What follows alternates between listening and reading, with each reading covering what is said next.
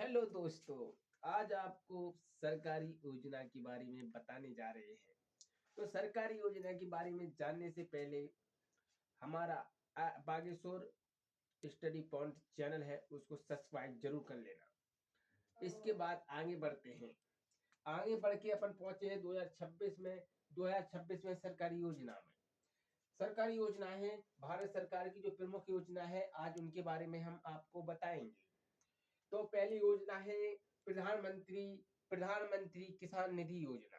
इसमें आपको सीधा सीधा किसानों को आय की सहायता मिलेगी। ठीक है, आय में सहायता मिलेगी। इसके बाद आयुष्मान आयुष्मान भारत प्रधानमंत्री जन आरोग्य योजना के बारे में आपको बता दें।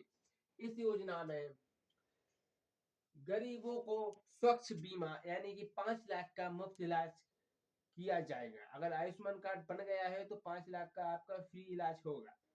इसके बाद आइए, ठीक है, प्रधानमंत्री आवास योजना में सभी को घर मिलेगा। ठीक है, इधर लिखा है सभी के लिए घर है।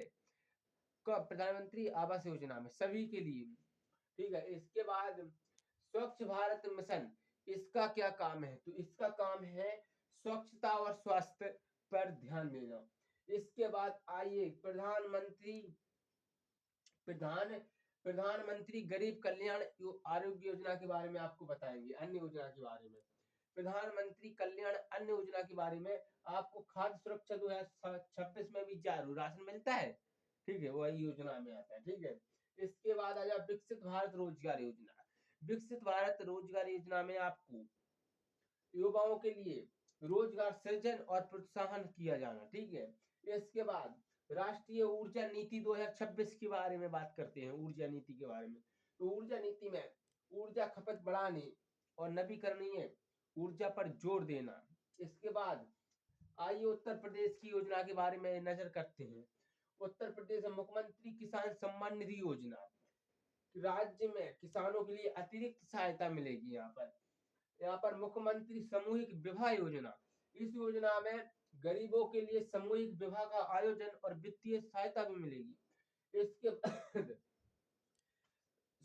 सॉरी, ठीक है, इसके बाद उज्ज्वला योजना यूपी में विस्तार होगी। उज्ज्वला योजना का मतलब है आपको शहरी और ग्रामीण क्षेत्रों में, शहरी क्षेत्र में हो या ग्रामीण क्षेत्रों में आपको आवास मिलेगी।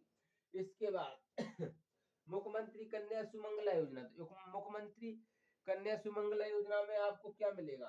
तो आपको यहाँ पर मिलेगा बालिकाओं के लिए वित्तीय शैक्षिक सहायता यहाँ पर मिलेगी। इसके बाद आइए अपन बेटी बचाओ बेटी पढ़ाओ योजना में। तो इस योजना में लड़कियों की शिक्षा और सुरक्षा पर जोर दिया है। कृषि और सिंचाई योजना में आइए, तो कृषि और सिंचाई योजना में आपको सिंचाई सुविधा का विस्तार विस्तार मिलेगा। इसके बाद जैसे माइक्रो सिंचाई परियोजना भी यहाँ पर आपको उपलब्ध है। ठीक है, अम्बेडकर विशेष रोजगार योजना में आपको रोजगार सृजन के लिए सहायता दी जाएगी। अन्य महत्वपूर्ण पहल जल गंगा संवर्धन अभियान, तो जल गंगा संवर्धन अभियान, जल का संरक्षण और प्रबंधन करना गंगा नदी को। ठीक है, स्वच्छ करना। शिक्षा और छात्रवृत्ति आपको मिली रही। अनुसूचित जाति और सामान्य वर्ग के छात्रों के लिए आय सीमा पर आधारित छात्रवृत्ति मिलेगी। बुनियादी ढांचा एक्सप्रेसिव परियोजनाएं और शहरी विकास योजनाएं ये आती हैं बुनियादी ढांचे में। ये परियोजना तो 26 में जारी रहेंगी और विभिन्न क्षेत्रों में जैसे कृषि, स्वच्छ शिक्षा, रोजगार, महिला सशक्तिकरण को बढ़ावा देने पर केंद्रित है। जितनी भी योजना है अपने 28 राज्य हैं, मुख्यमंत्री होते हैं राज्य में। ठीक है, और 8 केंद्र शासित प्रदेश है। भारत की राष्ट्रपति केंद्र शासन में, ठीक है, वहां विधानसभा होती है लेकिन अधिकार किसका होता है? भारत की राष्ट्रपति का। ठीक है, शासन करता है। तो यहाँ पर 36 प्रशासनिक इकाइयां हैं। ठीक है, 36 कैसे हो गई प्रशासनिक इकाइयां? 28 राज्य और 8 केंद्र शासित प्रदेश जोड़ोगे तो 36 आ जाएगा। मुख्यमंत्री युवा उद्यमी विकास अभियान के बारे में बता दिया था।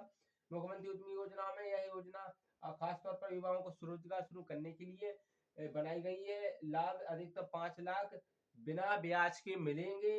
ठीक है, और इसको ऋण प्राप्त करने के लिए पात्रता उत्तर प्रदेश का स्थायी निवासी होना चाहिए। इसके बाद 21 से 40 उम्र होनी चाहिए, न्यूनतम 8वीं और कुछ योजना में 10वीं और 12वीं पास होना चाहिए, उद्यमी योजना का लाभ उठाना है। तो आज के लिए इतना ही, अगली टॉपिक पे फिर मिलेंगे। मेरी तबीयत थोड़ी खराब हो गई थी तो इसलिए वीडियो नहीं आ पाए। अब डेली आपको वीडियो प्रोवाइड कराए जाएंगे। जय श्री राम, जय श्री राम।